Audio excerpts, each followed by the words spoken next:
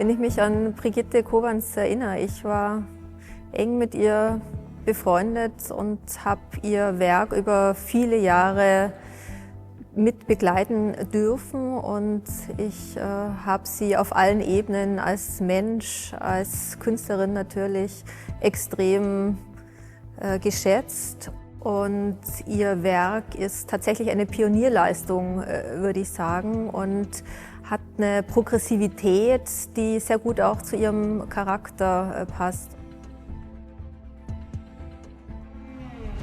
Dieses Fortschrittliche im rein positiven Sinn zieht sich eigentlich von dem Beginnen ihres eigenständigen Werkes ab den 80er Jahren bis zu ihrem Tod 2022 durch. Es gibt so einen roten Faden, der sich durch dieses doch sehr extrem multimediale und vielschichtige Werk zieht, den sie nie verliert, der die Materialien und vor allem die Medien analysiert, und immer wird das Werk weiterentwickelt. Das gab irgendwie keinen Endpunkt. Man kann natürlich verschiedene Serien festmachen, aber das Werk war sehr visionär und in die Zukunft gerichtet. Und ich glaube, das zeichnet sowohl sie aus persönlich, ihren Charakter, als eben auch ihr gesamtes Œuvre.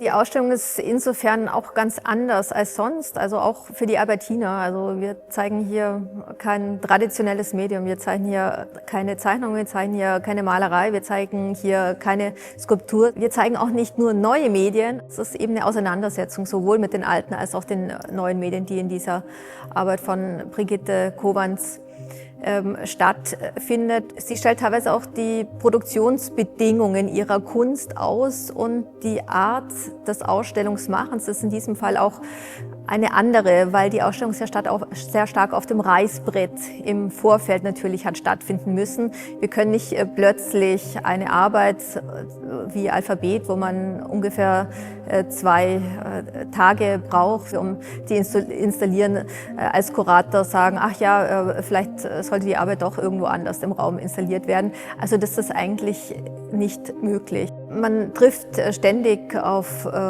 Neues an den Werken, natürlich, weil man das Werk viel besser kennenlernt und permanent Ort, Detail damit ihm zu tun hat. Und was sehr interessant ist, ist natürlich diese unglaubliche Präzision. Ja. Also ich wusste immer, dass sie ganz präzise arbeitet, aber wie präzise sie arbeitet, ist unglaublich. Und das Interessante dann ist aber auch wieder, dass sie nicht nur präzise ist, sondern auch Zufall zugelassen hat in ihrer Arbeit. Es gibt diese Cables, also jetzt von www oder hinter mir E-Mails, die sind so arrangiert, wie es der Zufall wollte, in einer Kooperation mit dem Zufall. Und sie lässt Kabel oder Fäden auf den Boden fallen, und diese Form übernimmt sie dann für ihre Arbeiten. Also das ist schon toll. Also es ist dieses freie, offene, grenzenlose, diese Möglichkeit zur Entwicklung, die sie permanent zeigt.